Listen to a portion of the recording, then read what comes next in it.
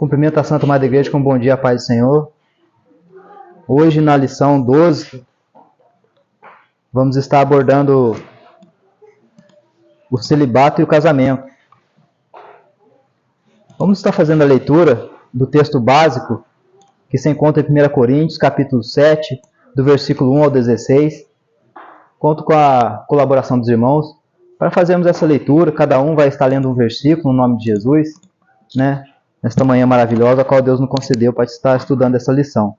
1 Coríntios, capítulo 7, versículo 1 ao 16, diz assim: Ora, quanto às coisas que me escrevestes, bom seria que o homem não tocasse em mulher. Versículo 2, amém, irmãos? Mas por causa da imoralidade, cada um deve ter sua esposa, e cada mulher o seu próprio marido.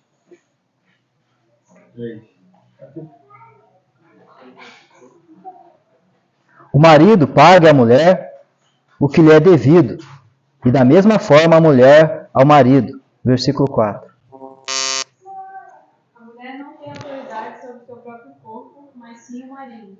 Da mesma forma, o marido não tem autoridade sobre o seu próprio corpo, mas sim a mulher. Não vos priveis um ao outro, salvo talvez por último sentimento, ou algum tempo, para que vos dedicares à oração e, novamente, vos juntares, para que Satanás não vos tente por causa de incontinência. Digo isso, porém, como que por permissão e não por mandamento. Gostaria que todos os homens fossem como ele, mas cada um tem o seu próprio dom da parte de Deus. Um de modo, outro de outro. Digo, porém, aos solteiros e às viúvas, é bom que permaneçam como ele. Se, porém, não podem conter-se, casem-se, pois é melhor casar do que ficar ardendo de desejo. 10. Aos casados dou este mandamento: não eu, mas que a esposa não se separe do seu marido. Se, porém, se apartar, que fique sem casar, ou que se reconcilie com o marido. 12. Não se divorcie de sua mulher. Aos outros e aos mesmos digo que não, Senhor, se um irmão tem uma mulher descrente e ela se dispõe a viver com ele, não se divorcie dela. Se uma mulher tem um marido descrente e ele se dispõe a viver com ela, não se divorcie dele. Pois o marido incrédulo é santificado pela mulher, e a mulher incrédula é santificada pelo marido crente. 15. Sorte, né? Os nossos filhos sejam impuros, porém agora são santos. Mas, se os descrentes quiserem apartar-se, e a parte que, em tais casos, não fique sujeito à servidão nem o irmão, nem a irmã. Deus os tenha chamado à paz. Você, mulher, como sabe se salvará seu marido? Ou você, marido, como sabe se salvará sua mulher? Amém. Irmãos, então esse é o pano de fundo dessa lição, a qual vai estar falando sobre matrimônio. Conto com a ajuda dos irmãos para estar acrescentando nessa aula, essas instruções que Paulo deu acerca do celibato e do casamento. Mas, por causa da impureza, cada um tem a sua própria esposa e cada um seu próprio marido. Alvo da lição. Ao estudar esta lição, você vai refletir sobre a manutenção da pureza no casamento, sobre os deveres mútuos dos cônjuges e sobre as condições em que pode ser conveniente o celibato. Então, nós vamos estar vendo nessa lição sobre a pureza no casamento e sobre os deveres mútuos, que cada marido tem com a sua esposa, cada esposa tem com o seu marido, e quando é conveniente, estar fazendo o celibato, a não ser para jejum, para oração, depois o casal volta a se juntar. São questões pouco abordadas no nosso meio, aleluia, E a gente vai estar abordando hoje, nessa manhã, no nome de Jesus. E por isso eu conto com a enriquecedora ajuda dos irmãos, para a gente estar, né, aí crescendo em conhecimento. Alvo da lição: o aluno será capaz de saber, aprender mais sobre a pureza no casamento, relembrar as obrigações mútuas referentes à sexualidade entre cônjuges, conscientizar de que o celibato é um dos caminhos possíveis para o ser humano, sentir bem e feliz no casamento ou no celibato, de acordo com o chamado divino, viver de acordo com a vontade do Pai, inclusive no que diz respeito à sexualidade e ao estado civil. Não sei se tem na revista de vocês na apresentação dados do IBGE, tem? Que é uma da revista do professor. Aqui está dizendo, né? O censo do 2010 sobre o IBGE, né? Em relação às famílias, na comparação entre o ano 2000 e 2010, houve um crescimento na proporção de domicílios com um só morador, que passaram de 9,2% para 12,1%. Esse perfil reflete o estado civil. Os solteiros continuam sendo mais da metade da população, 55,3%, subindo mais 0,5 ponto percentual em relação ao ano 2000, e chegaram a 54,8%. Os casados caíram de 37% para 34,8%.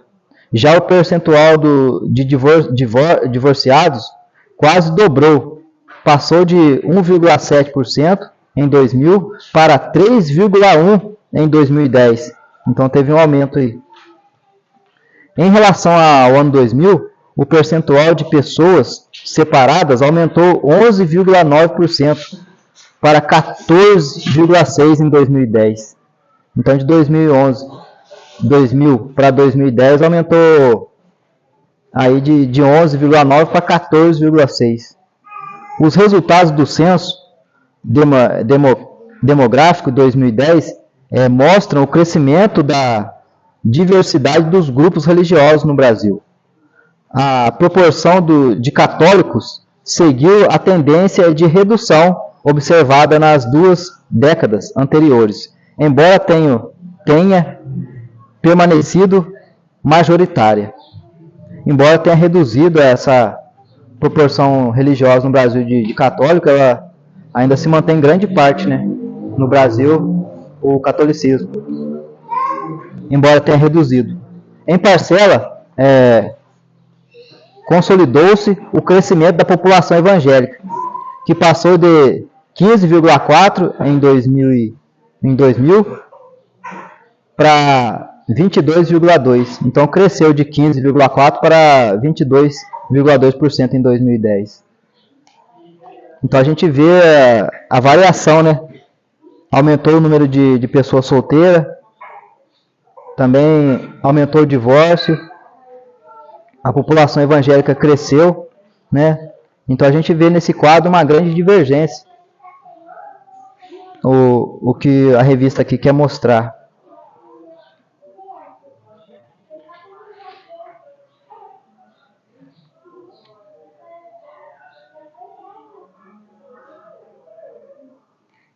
E o censo ele quer mostrar aqui, né, a quantidade de pessoas que moram sozinhas, né, o crescimento do divórcio. E aqui a revista está pedindo para fazer uma pergunta. Até uma pergunta interessante. É possível não casar e ser feliz? Fica uma pergunta, fica esse questionamento. É possível não casar e ser feliz? O que os irmãos acham? Alguém pode dar uma opinião em nome de Jesus? Quem se habilita, corajoso? Paulo diz aí que sim. sim, né? Não, na verdade, ele fala A gente está com um misto aqui de pessoas, né? A aula vai ser enriquecedora por quê? Tem pessoas que já passaram pela experiência do divórcio, tem pessoas que estão solteiras, né? Tem pessoas que são casadas, então vai ser um enriquecimento para a gente, né? No nosso conhecimento. Tem pessoas que estão solteiras, estão buscando, né, um relacionamento, entendeu? então. Né? Então, Paulo deixa aqui falando, né, que fala no momento que as pessoas conseguissem ficar por isso agora, né, solteiro. Eu não sei se isso quer dizer que ele está feliz ou não. Agora, perguntar, colocar, condicionar a felicidade ao casamento, eu acho que é um peso muito grande, porque a nossa felicidade, na verdade, é condicionada a Jesus. Amém. Independente de você estar casado ou não, a nossa felicidade ela tem que estar condicionada em Jesus, em nós mesmos, né? Porque eu penso muito sobre isso, sobre algumas pessoas que eu conheço que decidiram ficar sozinha. Eu tenho uma amiga que ela é missionária, ela há algum tempo ela até quis casar e depois eu observei que foi o que ela falou para mim, né? Ela comentava sobre isso. Acho que Deus não quis que eu casasse. Mas você vê que a felicidade dela não condicionou a isso. Ela continuou tocando, fazendo a obra, né? Ela é missionária, ela era professora, ela largou tudo para fazer missões. E eu acredito que de verdade a nossa felicidade está condicionada a nós mesmos, a gente nos conhecer quem nós somos, principalmente em Cristo. É lógico que casamento, filhos, coisas nos proporcionam momentos de felicidade. Mas isso não é, eu penso, não é o nosso maior motivo de felicidade. Amém. Foi bem exposto, né, irmã Suzana? Porque a nossa alegria ela vem do Senhor. Independente de você estar casado ou não, de você ter filhos ou não, a sua alegria tem que estar condicionada a Deus, né? Independente da família, do estado civil, né? De ser solteiro ou ser casado, a sua alegria tem que estar em Deus. Financeiro, igual na doença, ou na saúde, isso não condiciona a felicidade. Verdade. Eu concordo com a irmã Suzana, mas eu também tenho um ponto de vista um pouco diferente. Amém. Concordo com tudo que ela falou, mas tem uma visão diferente, um pouco diferente também. Porque, assim como a nossa alegria vem do Senhor, o Senhor também diz que não é bom que o homem fique só. Então ele fez Eva. E se você for olhar, Deus ele é a favor da família, ele diz crescer e multiplicar. Ele diz que o homem, depois que se casa, ele se torna uma só carne, né? Isso. Vai deixar sua família, enfim. E se você for olhar a ação de Deus, como Pai, Filho e Espírito Santo, cada um tem um propósito, quase como uma família, pai, a mãe e filho, né? Então, eu acredito que tem propósito de Deus do ser humano não viver só, mas que ele tenha um ajudador, seja a esposa ter o marido como cuidador, ou o marido ter a esposa como cuidador, principalmente para a época da velhice, né? Porque eu sei lá, eu ainda sou muito novo, entendeu? Eu estou casado e, para a glória de Deus, eu creio que eu vou até o fim dos meus dias. Mas Paulo diz que seria melhor ser solteiro porque não atrapalha na obra. Você não tem preocupação ou tem que dar atenção para o seu cônjuge, né? Você consegue focar na obra. Mas eu acredito que é propósito de Deus que o homem se case sim, tenha um ajudador. Entendeu? Senão, eu acredito que senão ele não teria criado Eva desde o início. Tudo bem que tem a necessidade da multiplicação e tudo, mas eu acho que o ser humano não foi criado para viver só. Eu creio que a pergunta é se a felicidade, né? É possível ser feliz? Eu acredito que é possível ser feliz, sim. Sem se casar. Por isso que eu concordo. Sem se casar. Agora, em relação a uma necessidade, mas eu acho que a felicidade compartilhada com uma pessoa que a gente ama, que Deus escolheu para nós, ela é mais completa. Amém. Irmãos, o intuito da aula é nos enriquecer com a opinião dos irmãos, né? Aqui a gente está conseguindo ter esse êxito. Amém? É mais conhecimento para a gente, no nome de Jesus. Eu concordo com o que os irmãos falaram. O ponto de vista meu é que eu acho que o Senhor ele tem um propósito específico para cada pessoa, né? Sim. Então não dá para a gente generalizar tudo. Eu acho que não são todos os homens nem todas as mulheres. Mas uma reflexão que eu fiz um tempo atrás é que às vezes as pessoas mais utilizadas por Deus foram pessoas solteiras. Aí a gente tem o exemplo de João Batista. No Novo Testamento é a maior referência, né? Jesus falou que homem igual nunca existiu e nunca mais vai existir. Correto. Então, assim, tem um propósito, tem alguma coisa diferente na pessoa que se propõe a ficar solteira. Tem. Ou a que Deus propõe a pessoa e bota isso no coração dela. Aí foi o que a irmã falou, a Suzana também falou, né? Paulo. Então, assim, Ele escreveu quase todos os evangelhos do Novo Testamento. Aí, se a gente for para o Velho Testamento, a maior parte dos profetas, né, aqueles homens que eram usados nos reinos para dar alguma palavra ou que tinham revelações, também não tinha, ou a Bíblia não relata, esposas. Então, assim, dá a entender em um primeiro momento que eles também não tinham a pessoa para conviver. Então, eu acho que uma pessoa que, quando ela chega nesse nível de maturidade, talvez, como eu disse, toda generalização às vezes não é muito inteligente, mas o nível de espiritualidade, de convivência com Deus já está num nível tão grande que ela já consegue entregar as suas necessidades fisiológicas, físicas e emocionais a Deus. Então, assim, isso com certeza eu acho que não é ruim, é bom, né? Sim. Se a gente consegue depender 100% de Deus, de Jesus no caso, a gente já está no nível que acho que é um nível bom, né? Digamos assim. Então, eu acho que vai depender de cada pessoa.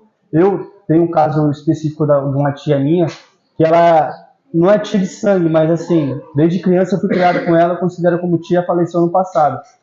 Ela sempre quis casar, mas chegou ali perto dos 40 anos, ela parou de ter esse desejo e ela foi falecer há pouco tempo atrás, quase com 70, solteira. E ela fez muita coisa por muita gente, então assim, é difícil, né? Porque às vezes a pessoa quer, mas Deus tem um propósito diferente. E aí, ao longo do tempo, Deus coloca outra coisa no coração. Sempre a vontade de Deus, ela prevalece sobre a nossa vida, né? E nós, quando atingimos um nível de intimidade com o Senhor, aí a gente aprende a ouvir a voz de Deus e obedecer, por mais que seja sacrificante a carne, né? Porque até Paulo, ele teve essa luta, ele teve essa peleja, esmurrou, né, a sua carne. A gente vê o tão precioso que Paulo foi, né, ao Evangelho do Senhor. O que a gente vê com tudo isso é que se é uma instrução de Paulo. Paulo, inspirado pelo Espírito Santo e por Deus, ele deu uma instrução ao ser humano, né? A gente não vai fazer assim fechamentos, né, do que é correto, do que é mais correto, do que é mais certo ou do que é errado. São instruções dadas, né, ao ser humano para dar um norteamento, né, na vida do ser humano, para ele ter um norte, para ele ter uma ordem na sua vida. Se é celibato, né, o que a revista está buscando, não é que seja um celibato de santidade. Que se é um casamento, a opção do ser humano, que seja um casamento de santidade, com ordem e com decência. É isso que Paulo nos instrui, é isso que eu vejo, né? Um celibato, né, santo e um casamento também santo. O que nós estamos vendo hoje na nossa sociedade, eu vejo a família como uma base firme da sociedade, né? Da onde sai o cidadão de caráter, né? Da onde sai um cidadão honesto e temente ao Senhor, é de uma família cristã, uma família que vai instruir o seu filho aonde ele deve andar, para que quando ele vá para a sociedade, seja um homem e uma mulher decente, um homem e uma mulher de Deus, né, que vai dar bom testemunho. A família é muito importante, quer seja um solteiro, quer seja um casado, né, que sejam homens e mulheres, né, idôneos da palavra do Senhor, né, cheios da presença de Deus, porque esse mundo é trevas, esse mundo é luz, esse mundo é corrupto, e a gente tem visto cada vez mais, né, o mundo entrar dentro da igreja do que a igreja se introduzir ao mundo, né, a gente tem visto isso. Então, é válido, né, as opiniões dos irmãos, é um acréscimo ao nosso conhecimento, que a gente vê em tudo isso, né, que Paulo ele procurou, né, dar para a igreja de Coríntios um norteamento, né, uma instrução, né, para colocar ordem nas coisas erradas que estavam acontecendo ali dentro da igreja de Coríntios. Então, a gente vê, né, um norte a seguir, né, algo, né, que Paulo estava dando essa instrução para que houvesse instruções a ser seguidas para colocar ordem naquilo que estava acontecendo de errado, né? Introdução. 1 Coríntios capítulo 7, versículo 11, contém respostas às questões práticas que os cristãos de Coríntio fizeram a Paulo.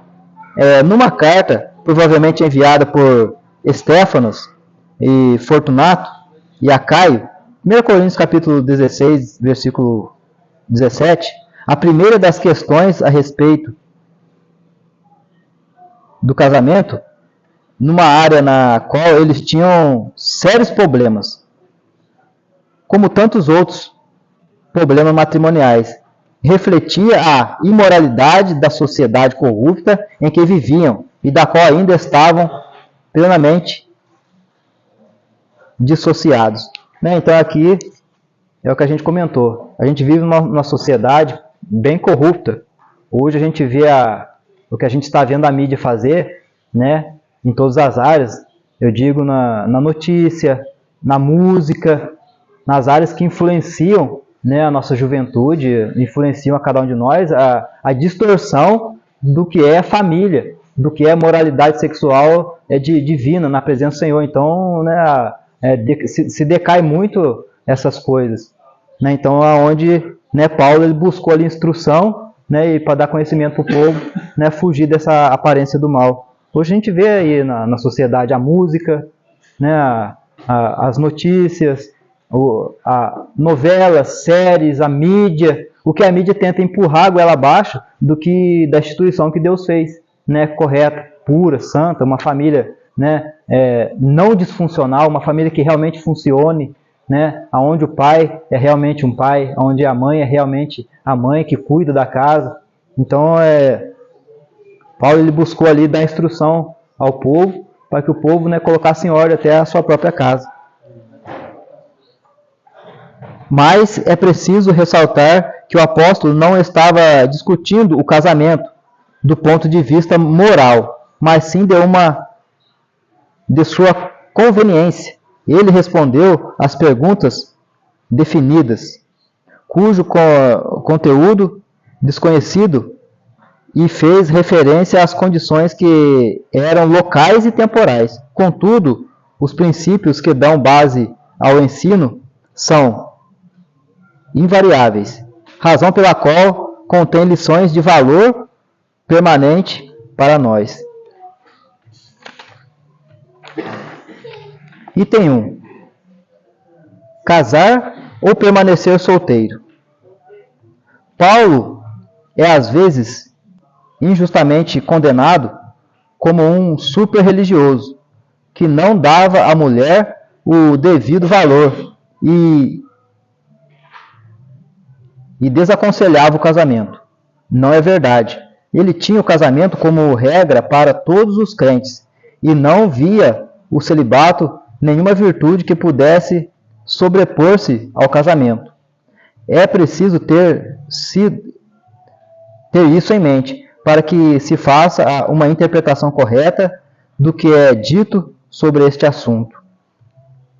Paulo ele fala do celibato como um dom de Deus, né? Se Deus te deu esse dom para você viver em celibato vivo, né? Foi o que o nosso irmão expôs ali, né? Porque nós bem vemos que a nossa carne milita contra o espírito milita contra a carne, né? E quem opta pelo celibato, né? Se não tem uma intimidade, né, profunda com Deus, ela vai sofrer esses intempéries que a carne, né, milita com a gente, né? A tentação ali e tudo mais. E a gente foi valioso, o irmão, observar na Bíblia personagens que se dedicaram, digamos assim, 100% ao Senhor, né? E obteram grande êxito e foram grandes homens e mulheres na Bíblia. Porque nós no casamento, né, nós ficamos ali em agradar a nossa esposa, né, ou a esposa agradar o marido, né, que isso é fato, é válido, e também servir ao Senhor. E Paulo ele fala, quem é solteiro serve melhor, porque está dedicando todo o seu tempo, o seu relacionamento para o Senhor, né? Porque nós casados aí tem a casa para cuidar, tem a esposa, tem os filhos, né? Tem uma casa, um lar para manter, e a gente tem que balancear, né, o nosso compromisso com Deus e o compromisso com o nosso lar, nossa casa. Né? Agora, quem é solteiro já tem uma disponibilidade maior de servir ao Senhor com maior dedicação. Não que uma pessoa casada não seja dedicada ao Senhor, né? Mas a gente observa nisso que uma pessoa solteira ela tem uma dedicação, digamos assim, né, 100% a Deus, né? 100% ao Senhor, às coisas do Senhor. Então, o casado ele tem que dividir, né, a sua dedicação para com Deus, também para com a sua esposa, para com o seu cônjuge, né? Já o solteiro ele tem uma dedicação bem maior. Por isso foi válido o que o irmão disse, destacar personagens na Bíblia que foram realmente usados por Deus com excelência. Não que uma pessoa casada não tenha o seu valor, ela tem, né, perante a sociedade e tudo. Só para ter uma diferença entre o solteiro e o casado no que diz respeito a servir ao Senhor.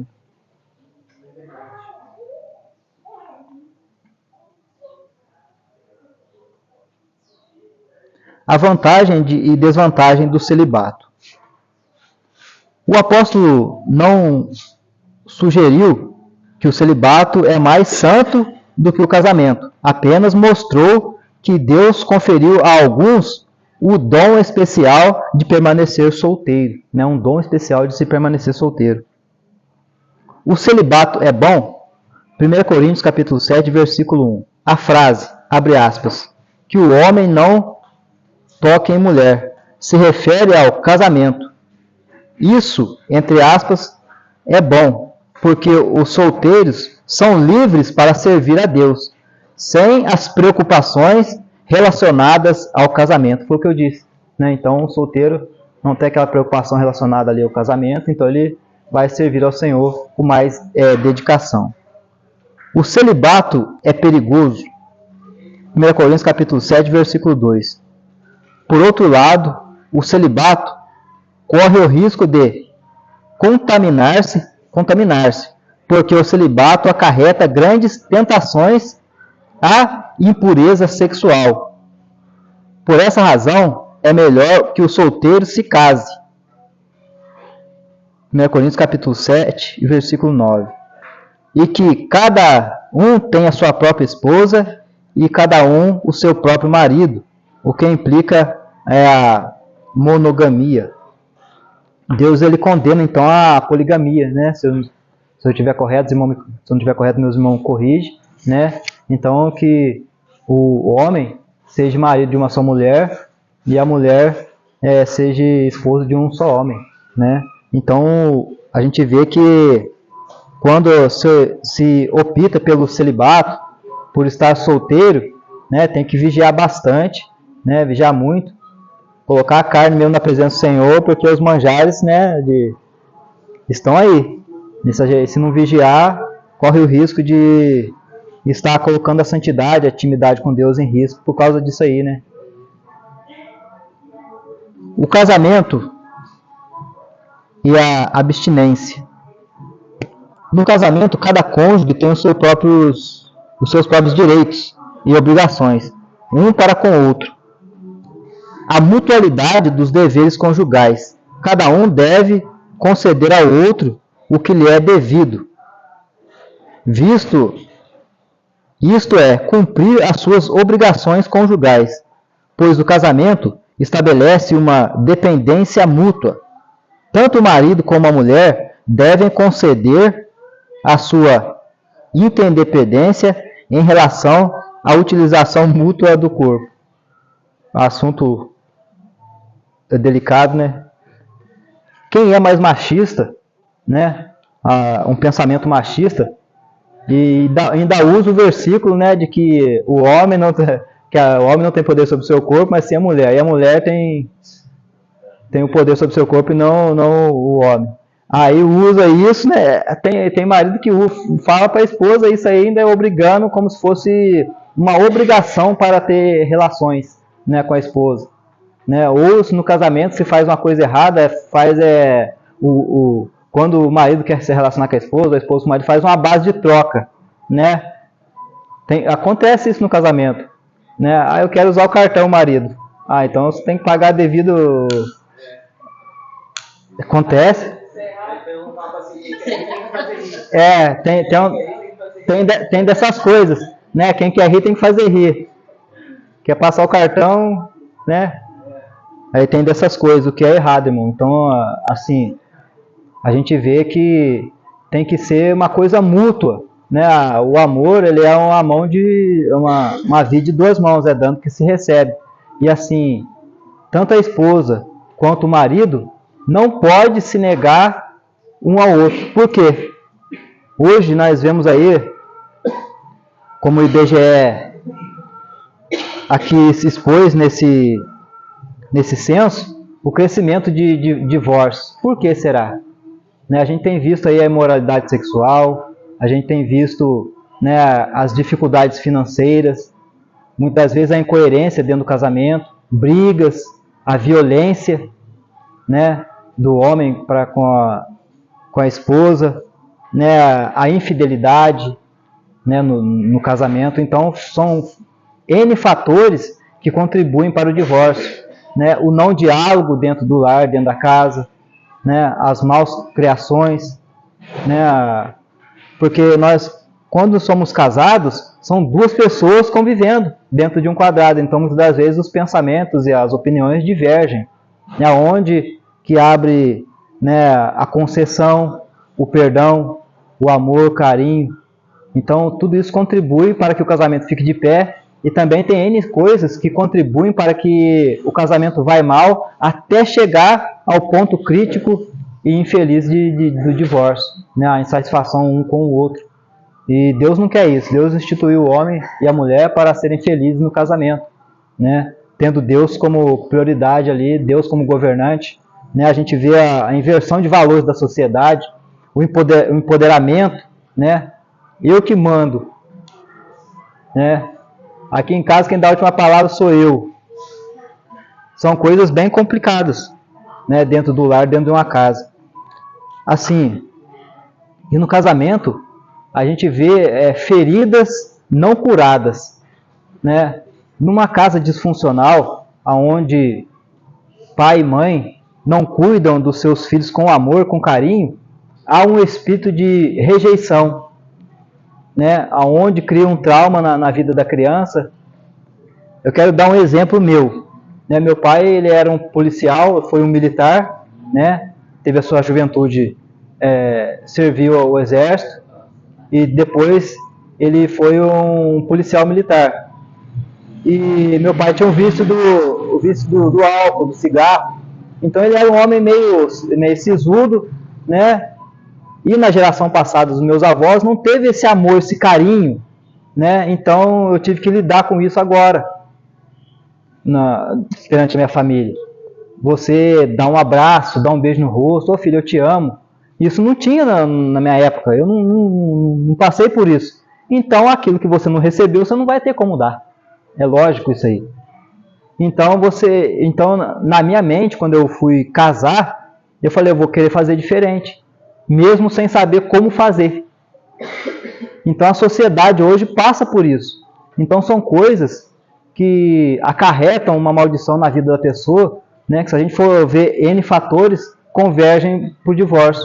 Aí você está numa família onde você não recebe carinho, você não recebe afeto, você não é respeitado. Um casamento vai continuar? É lógico que não vai, né? E aí tem que ver se a razão por que casou. Hoje se fazem contratos, hoje se casa pela beleza, simplesmente pela beleza, né? Beleza externa, né? Mas não interna. Hoje se casa por valores, mas não se casa pela base fundamental do que Deus instituiu, que é que o homem e a mulher se unam em amor e carinho, né? E depois vão formar os seus filhos, né? Pessoas idôneas para a sociedade.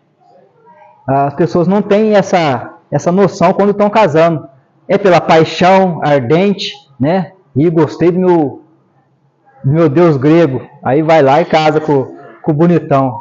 E conheci a minha rainha. Aí vai lá e casa. Aí depois vai ver o chulé. Depois vai ver a suvaqueira. Moço, é verdade. Aí vai ver os cabelos no sabonete. As toalhas molhadas em cima da cama. Aí você tem um tratamento, né? Aí vai lá aí vai lá a princesa, tem um tratamento com a sua família. É tratada como princesa. Aí depois chega no casamento, é tratado como gata borralheira. Como é que um casamento vai para frente desse jeito? Aí tá o marido.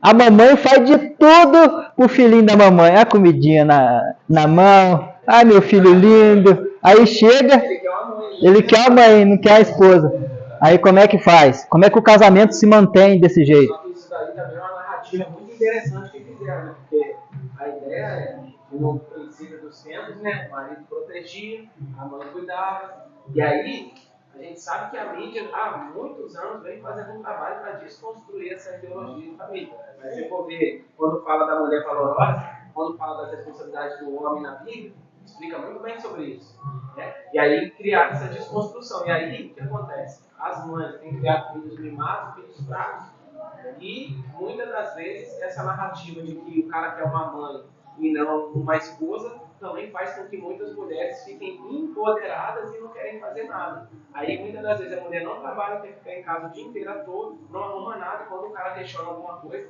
fala assim, você está querendo uma mãe, está querendo uma esposa, porque o cara está vendo isso passar na televisão. E é lógico que também tem aquele cara que não quer fazer nada, espera que a mulher faça tudo, ele trabalha, enquanto tiver de filho de família, pagar as contas dele e fazer os mimos dele. Então, eu estava vendo algo a respeito disso, muito interessante nesse assunto, porque essa ideia de desconstruir a família, eu estava vendo, acho que é um teólogo falando a respeito disso, que eles querem deconstruir a imagem da obscuridade que tem no coração deles. E são quem? Os poderosos que dominam essa terra hoje. E aí eles querem fazer as coisas distorcidas para poder destruir aquilo que Deus criou. Porque eles querem, como se fosse uma vingança, querem falar para Deus aqui, ó, eu desconstruí isso, eu destruí. Porque o demônio odeia Deus, o mundo já é do maligno. E se você for parar para olhar como está acontecendo, como tem feito e como ainda está por vir.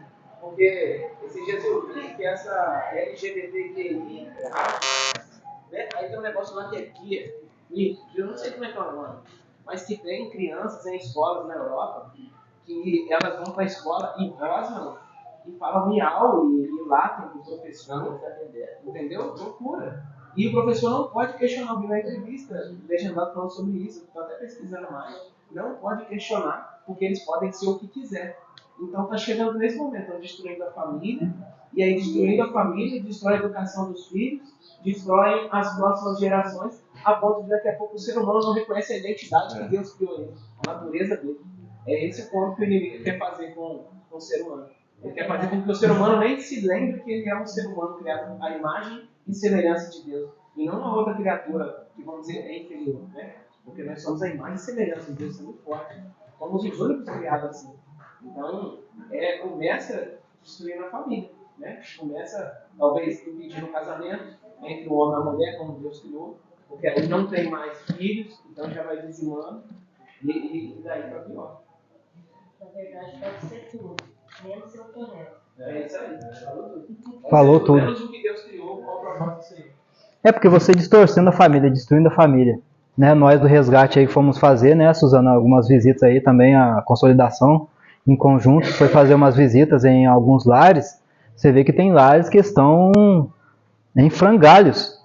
Família ali é mães, né, guerreiras, que estão cuidando dos seus filhos sozinhas, né, tem bastante por aí. Né, a família sem a figura do paterno, do pai, homem, né, que valoriza sua esposa, que cuida do seu lar.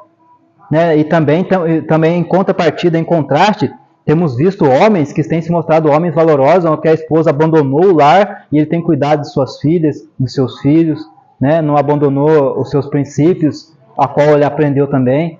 Então, o inimigo, de todas as maneiras, ele quer destruir a união matrimonial, distorcer ela e levar ela a um nível deplorável muito grande para distorcer a família no meio da sociedade e daí levar um indivíduo com a mente cheia, né, de coisas que não tem nada a ver à sociedade e assim desconstruindo a imagem e semelhança de Deus no homem, na esposa, na mulher, igual o nosso irmão expôs aqui. Aqui porque falando pra caramba aqui, então puxando um pouco, né? Vamos estar falando aqui sobre a pontualidade dos deveres conjugais, né? Então, quem teve aqui, o dia que veio um pastor diferente pregar aqui, eu acho que é Robson, não é? O nome dele? Quem é?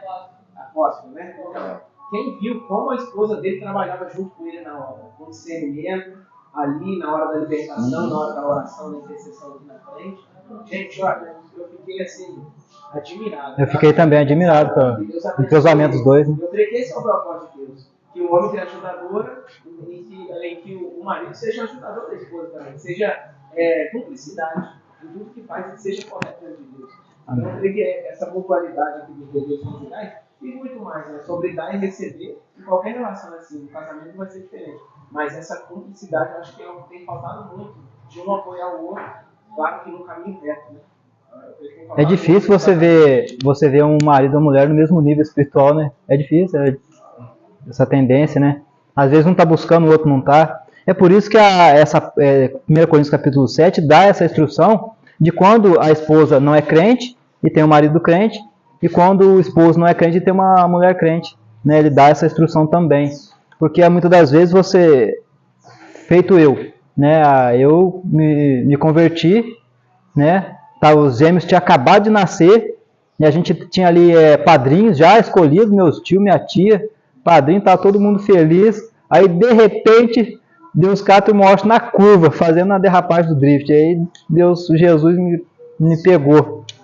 Aí eu cheguei em casa num belo dia. Não vamos batizar as crianças mais não, que eu conheci o Evangelho de Cristo. Agora nós vamos para a igreja. Todo mundo ficou com o olho deste tamanho. Minha avó falou: rapaz, você é um herege. Minha avó, a falecida avó, que se converteu também, depois de 7 anos. A gente conseguiu ganhar para Jesus. Minha tia, que me deu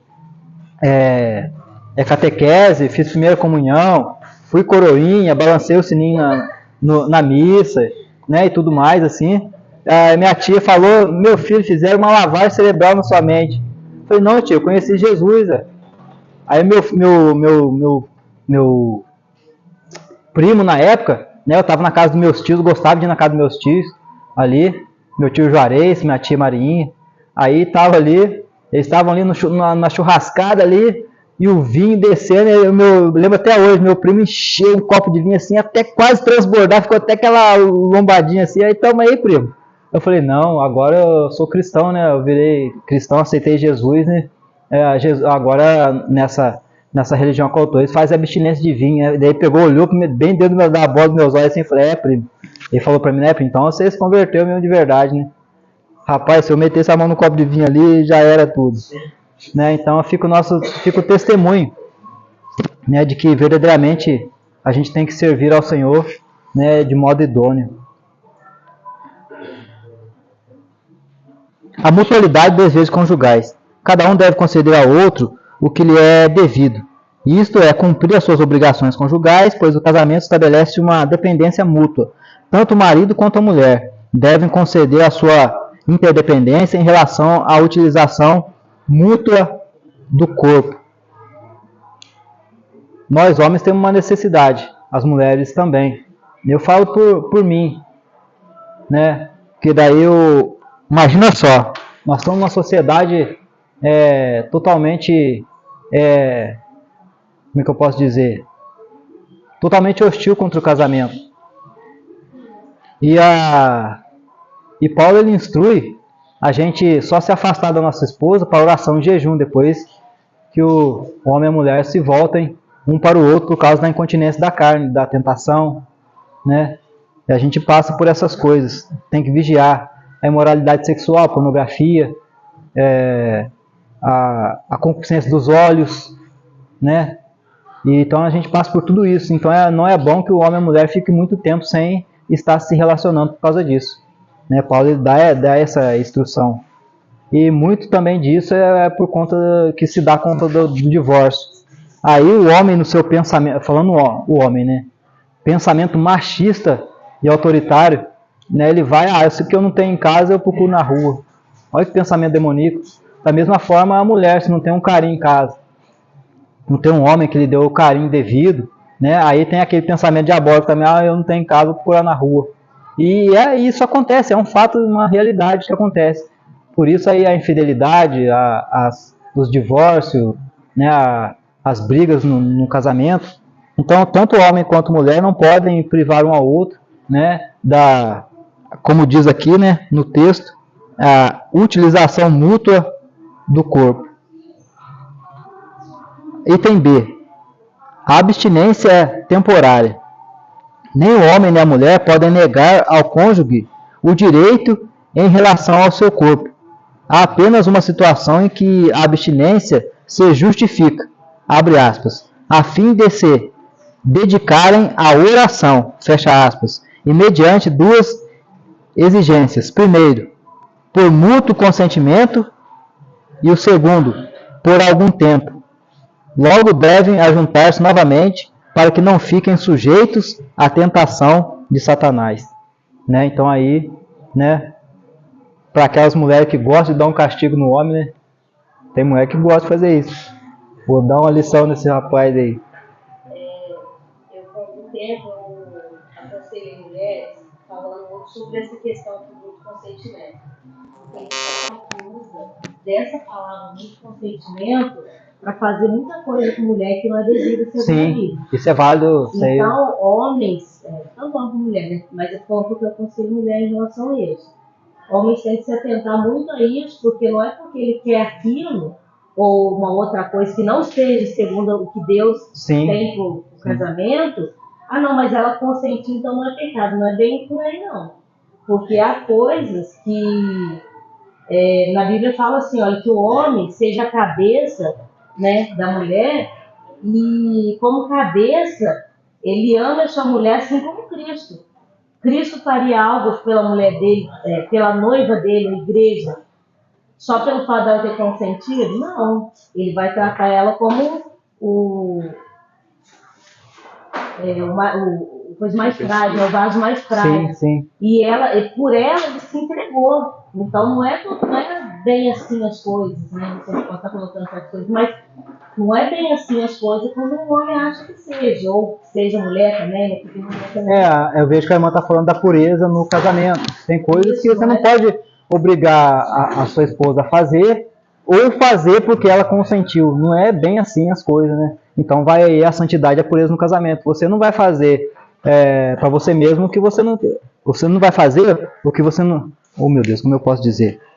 Você não vai obrigar a sua esposa a fazer alguma coisa que você não quer que faça para você. Né? A Bíblia diz assim, então a gente deve tratar, deve dar o devido respeito às nossas esposas, né? Com o que diz restam às imoralidades, porque nós homens, se conceder, se tem certas coisas, se conceder, faz mesmo. Né? Então o homem tem que ter essa consciência também, de respeito à esposa, no que diz questão ao relacionamento, né? E ter ali uma intimidade santa, né? Uma intimidade, né? Onde os anjos, né, estão ali ao redor, porque o fato de estar se relacionando intimamente, né, é uma coisa santa, que Deus instituiu para o casamento. Então, qualquer coisa extra a isso, já se torna o quê? Uma fornicação, já se torna, né, um relacionamento extraconjugal. Deus instituiu o sexo, abuso. Então, Deus instituiu o sexo como uma coisa abençoada para o casamento. Fora disso, não é abençoado. Então, a gente vê muito por aí, né, pela degradação da sociedade, da imoralidade sexual, pessoas se relacionando, né, e fazendo, tendo o ato sexual fora do casamento. Deus condena isso. Isso é condenável, a Bíblia condena. Isso aí já se torna uma fornicação. E isso é um ponto que leva a pessoa a perder a sua salvação. Então, o ato sexual ele é estritamente para o casamento. Uma coisa abençoada para o casamento. Quem viu já as pregações do Paulo Duarte, né? Ele fala muito sobre isso aí. Né? Que os anjos ficam ali em volta, ali, imagina a pessoa. Né? Então tem dessas coisas. Hoje você vê o namoro entre jovens, não é mais um namoro cristão. Rapaz, a gente costuma falar, são temas pouco abordados, né? Que eu tive a felicidade e a infelicidade de estar aqui hoje, né? Creio que é uma felicidade, porque são temas delicados que poucas pessoas elas gostam de abordar pela delicadeza que é. A gente tem que instruir os nossos filhos o caminho onde deve andar, porque é assunto delicado. Hoje nós vemos aqui pela nossa tenda, a tenda Emanuel, que os jovens, eles são jovens bem atuantes na obra, né? E são na maioria atuantes, né? Até mais que os adultos. São jovens que estão dando instrução para os nossos filhos. Aí tamanha responsabilidade que os nossos jovens têm. Então você está deixando um filho seu, a qual você cuida e ama, e dá instrução, ensina o caminho onde deve andar, na mão de um adolescente ou de um pré-adolescente que está ministrando sobre a vida dele. Aí eu quero colocar um quadro de uma situação. Aí tá o jovem lá ricamente abençoado. Aí esse jovem namora. Aí beija em cima, esquenta embaixo. Aí começa ali, né, aquela coisa fervorosa. Se não tem um controle, se a pessoa não é realmente cristã, aí cai na fornicação e daqui a pouco o jovem que está ministrando sobre o seu filho está com uma brecha desse tamanho. Não só um jovem, é um exemplo que eu dei, mas sim os ministrantes, os palestrantes, os pregadores da palavra, né, os presbíteros, diáconos, diaconisas, missionárias, né, os vermelhinhos. Imagina uma situação dessa aí, nós estamos pondo a mão em cima da cabeça dos irmãos para orar, para manifestar o poder de Deus, para expulsar o demônio. A palavra diz que se alguém estiver enfermo, chama os presbíteros da casa do Senhor, que impondo as mãos ele orará e aquela enfermidade será curada, até os pecados lhe serão perdoados. E aí, uma situação dessa, né? Foge um pouco o assunto, mas tem a ver com santidade e reverência ao Senhor. E numa dessa aí, tem uma situação, numa brecha dessa. Graças a Deus que isso aqui ainda não aconteceu. Aqui não tem não. Aqui não tem não, glória a Deus, né? Imagina, vai um intercessor orar, aí tá fornicando. Aí vai orar pra pessoa, cai os dois, né, demoniados.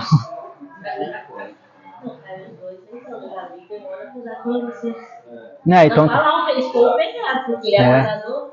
Eu já vi também pastor vendo um negócio aí, o cara endemoniado, o pastor passar longe. Olha pro outro lado dele que não tá vendo nada. Mas o que o irmão falou, parte muito do princípio do egoísmo, né? As pessoas hoje elas pensam muito nelas, só nelas. E a partir do momento que você só pensa em você não. Você deixa de ver se você está fazendo mal para outra pessoa, emocionalmente, espiritualmente. Você está se tornando uma brecha de inimigo na sua vida, né? Você como homem, né, ou você como mulher, né, depende do caso, você pode construir ou destruir a sua pessoa. Então, isso que a irmã falou é uma coisa muito ruim no nosso meio, né, no nosso meio cristão, porque a nossa vida emocional acaba influenciando muito a nossa fé. Então, se a gente está com a nossa vida emocional destruída, a gente tem dificuldade de procurar no Senhor. Né? O irmão falou uma coisa muito importante, desculpa interromper, irmão, porque isso é fato, é coisa que é fato. Se você está bem dentro da sua casa, quando você vem para a casa do Senhor, você vai fluir. Agora, você está mal lá, fica uma dificuldade de fluir aqui. Né? Não pode ser o contrário, né, irmão? Tem como estar bem na igreja e está mal em casa, está mal em casa e está bem na igreja. Porque senão aí fica incoerente, né? Aí em casa é uma coisa, na igreja é outra. Bota uma máscara, uma auréola em cima da cabeça, mas daí fica o testemunho, né, para a nossa família, né? Que igual eu tenho uma família grande, eu louvo e agradeço a Deus, porque tudo aquilo que eu plantei, né, hoje, nesse ano de 2023, eu vejo a boa colheita que eu fiz. Né? Eu tenho uma Bíblia de estudo pentecostal lá, uma Bíblia pretinha igual a do João, que a Bíblia não tem nem capa. A Bíblia a capa só tá o farelo, mas vai ver a história por detrás dela. Quando eu me converti, foi uma paixão tão grande por Cristo, né, de você descobrir a verdade. Poxa vida, eu estava no caminho errado, agora estou no caminho certo. Né, aquilo ali foi muito impactante. Rapaz, então a minha igreja era a 1 quilômetro de casa. Rapaz, eu ia com chuva, eu ia com sol, era bicicleta, estava fazendo frio, né? A mão suava pegando aquela Bíblia ali, e foi uma Bíblia que o meu pastor me deu.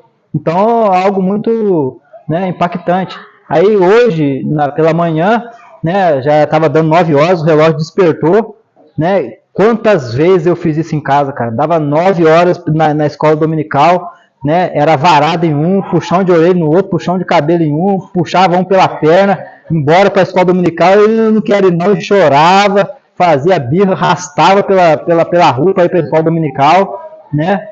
Lá, e eu era, né? Eu ensino seu filho no caminho onde deve andar, puxava até pelo cabelo para ir para a escola dominical, para ir para a igreja. Hoje o que acontece? Pai, ó, tá na hora, escola dominical, bora pai. É uma alegria grande no coração que dá, né? Aonde dançava até na boquinha da garrafa, até a garrafa esconder, né? Ali, hoje, louvor e adoração, você chega em casa, você vê, é muito gratificante você ver o seu filho lendo um livro, né? Com tema cristão. É muito gratificante hoje você ver, né, a sua esposa louvando. Hoje é muito gratificante você pegar e ver seu filho, né, no quarto orando. Então, são semeaduras que a gente faz que valem a pena pagar um preço na presença do Senhor, para ter uma família estruturada na presença de Deus. Amém? Nós vamos estar Isso tudo tem que estar ligado à santificação. Sim. Porque existe, assim, em muitos lugares, né? Aqui não, né? Onde as pessoas acham que está não é num acima, assim. Mas ter responsabilidades, né? Que nem o Vermelhinho, ter responsabilidades, às vezes, eu posso falar do pecado da fulano porque eu sou vermelhinho. Não te Isso não dá direito. Não te diferencia em nada. Pecado é pecado, né? E tanto um contra o outro, quanto na gente está na igreja, quanto ficar lá fora, pecado é pecado para todo mundo. Porque existe a hipocrisia de que eu posso porque eu isso, eu posso porque eu aquilo. Mas Deus sabemos. Do apóstolo ao diácono, filho. Não, mas é a hipocrisia de hoje de achar que eu posso porque o pastor falou que agora eu sou responsável disso. Então eu posso ali. Cara, Deus está vendo. A Bíblia fala, né? Se nós queremos tirar o cisquinho do olho do irmão, temos que tirar a trave que está em. Versículo 7, já falei, vai ele. Então, e a Bíblia ainda fala que o nosso julgamento é como um pano sujo do Senhor. Quem somos nós para julgar? Se o irmão está de pé ou cai. E Deus é fiel para levantá-lo. O que muitas pessoas fazem é que eu falei na pregação passada. Você vê um altar quebrado, é fácil falar do altar quebrado, é fácil você pisar, chutar as pedras, né, jogar as pedras do altar da pessoa para longe. Mas e edificar? Cuidar dela, abraçar. Né? Nós não somos mais santos do que ninguém. Do apóstolo ao diácono, nós estamos aqui no hospital espiritual, onde nós vamos lidar com enfermidades, mas quem está ministrando tem que estar com as suas bestas tampadas. E isso não lhe dá o direito de apontar o pecado do outro. Né? E assim a gente vai se edificando altares. Quanto mais altar edificado, mais fogo desce. Quanto mais altar restaurado, mais Deus vai derramar ali o seu poder, a sua misericórdia sobre a nossa vida. Vamos estar orando, irmãos, no nome de Jesus, para o nosso café. Tem umas crianças que querem fazer oração. Quem quer fazer oração pela matéria?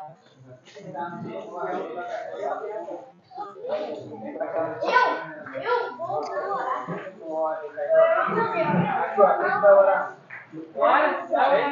Ora. Aqui, ó, meu amiguinho. Não vai querer comer, não? Vai, pode orar, eu te ajudo, vai. Senhor, meu Deus, abençoa a vida de cada um que está aqui nessa manhã. Abençoa o café, abençoa o Chico que fez o café. Amém.